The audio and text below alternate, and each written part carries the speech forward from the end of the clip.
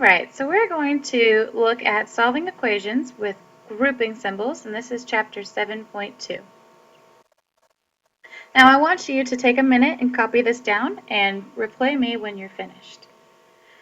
Now this is the key concepts of this chapter. We've got using distributive property to remove grouping symbols. Now we're going to use distributive property a lot in this lesson, so I just want to remind you exactly what distributive property is. Okay, so we've got a product with a sum on the inside of parentheses. So we're going to distribute this A to everything on the inside. So that's going to be A times B plus A times C, which becomes AB plus AC, which is what you see here. Now our goal for today is to eliminate all parentheses before we start solving. Okay, so you don't want any parentheses in there before you start solving your equations.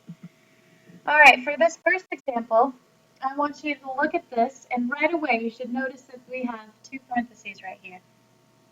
So what you want to do is you want to distribute this 10 to everything on the inside. So we have 10t minus 10. Okay, now right away you should also notice that we have a variable on both sides of your equal sign. So we want to move those variables to one side and combine our like terms. We learned that in the chapter from last time. So we're left with negative 10 on this side. We've got negative 8t on the left side. So we divide by negative 8. And we're left with t equals 5 fourths. Now, we've got to go back and we've got to check our solution. Always want to check it. Okay, so wherever there, you always want to go back to your absolute original problem and before you start solving. And plug in to wherever there is a t. Okay, so we just said that t equals 5 fourths, so we're going to say 2 times 5 fourths equals 10 times 5 fourths minus 1. Okay, and we're going to simplify here, and we're left with 5 halves. And 5 fourths minus 1 is 1 fourth. And we're going to simplify here, and on the right side we've got 5 halves. And does 5 halves equal 5 halves?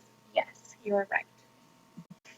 All right, take a minute and try this one example, and then play me when you're finished. All right, so you should have seen that this one, you need to distribute to eliminate that parenthesis. We get 3x plus 3 equals 21. We subtract 3 from both sides. We get 3x equals 18. Divide by 3 on both sides, and x equals 6. Now, hope you didn't forget your check. You got to check it.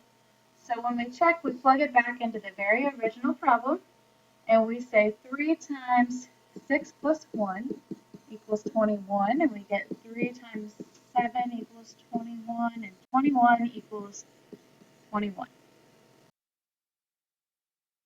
Okay, and I want you to try this one. Now this one's a little bit different because I have two parentheses. Remember, you got to eliminate all parentheses before you start solving. So try this one. Pause me or play me when you're ready.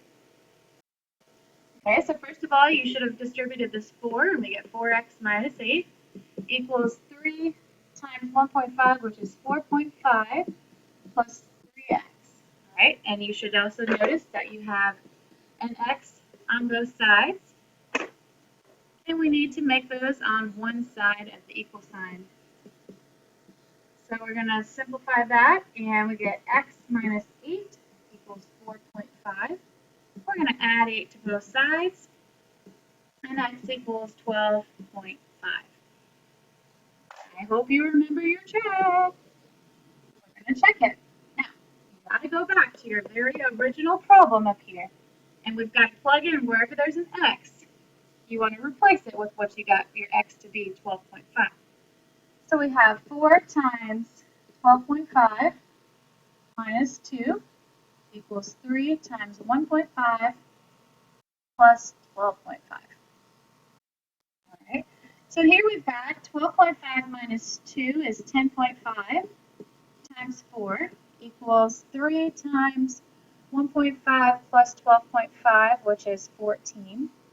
And 14 times 3 we know is 42, and 4 times 10.5 is also 42. So 42 equals 42. Hope you got that right. All right, here's an example that's a little bit different using geometry. Okay. First of all, I want you to read the problem, and then I want you to pick out what you know. Okay, so it says the perimeter of a rectangle is 46 inches. Find the dimensions if the length is 5 inches greater than twice the width. Okay, so here we've got our little rectangle here, and it says that our rectangle is we've got a perimeter of 46 inches. So our perimeter is 46 inches. We want to find the dimensions, and all that is just find the length and the width. If the length is 5 inches greater than twice the width. Okay, so this is our length, and our width is just W. There's no special cases. And this is from memory. You know that the perimeter is 2 times length plus 2 times the width, and you plug into this formula. So our perimeter is 46 equals 2 times 5 plus 2W plus 2 times W. And all I'm doing here is I'm just replacing L with what we found L to be, and W with RW. And we simplify here. We get 10 plus 4W plus 2W equals 46. Okay, and then we got to simplify here, and we get 6W plus 10 equals 46. Subtract 10 on both sides. We get 36 equals 6W, and our W equals 6. I'm going to add a room on the bottom there. W equals 6. Now, that's only our width, but it's asking for your dimensions, which is both length and width. So we're going to take our length formula here and plug in our width. So we've got length equals 5 plus 2W. So we have 5 plus 2W equals our length. And we're going to plug in our width of being 6. We have 12 plus 5 equals our length, which is 17. So our length equals 17. So our dimensions for this rectangle are 17 by 6. All right, now we've got two different concepts here as the... All right, so there are two special cases, the null or empty set and also the identity. Now these will happen and on some special cases. So for example, with the null or empty set, we have no value that will result in a true sentence. Okay, so we're going to have work out our problem, and you're going to get an answer that says maybe 5 equals 14. Okay, well obviously those don't work. Okay, so we don't have a true sentence here. Okay, so those are not equal. We're going to represent that with a null symbol, okay, or an empty set. That means nothing's going to work in that problem. Or we could also have what's called identity, and this is true for every value of the variable. So no matter what value you choose, you plug in your check, every number you choose will work. So that means when you work out your problem and you're solving your equation, you get down to the bottom and you have something that says 7 equals 7. Okay, well obviously that is a true statement. 7 does equal 7. So you're going to say identity. Okay, I want you to, or we'll solve this one together. So we've got 3x and 3x. All right, we've got a variable on both sides, so we want to get those on one side. So we subtract 3x from both sides. And well, 3x minus 3x, we are actually going to cancel those, so that's 0. So I have 1/3 equals negative 1/2. Well, what happens if 1/3 does not equal 1/2? It's a null set. Okay, so you're just going to say that doesn't equal, and you write a little circle with a line through it. That's called null. Now I want you to solve this one and see what happens.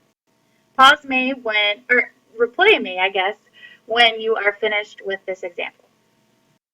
All right, so we're going to distribute here. We get 4x minus 2 plus 6 equals 4x plus 4. And we're going to combine our like terms here. We get 4x plus 4 equals 4x plus 4. And guys can see this right here, that these are both equal, but if you didn't see that, you just keep going. And you subtract 4x from both sides. And here, they are both going to cancel, and we're left with 4 equals 4.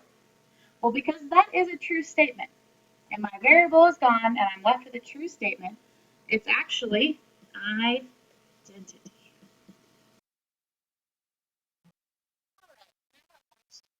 To practice these problems and have these for class on tomorrow. There are 1, 2, 3, 4, and 5 practice problems. Good luck.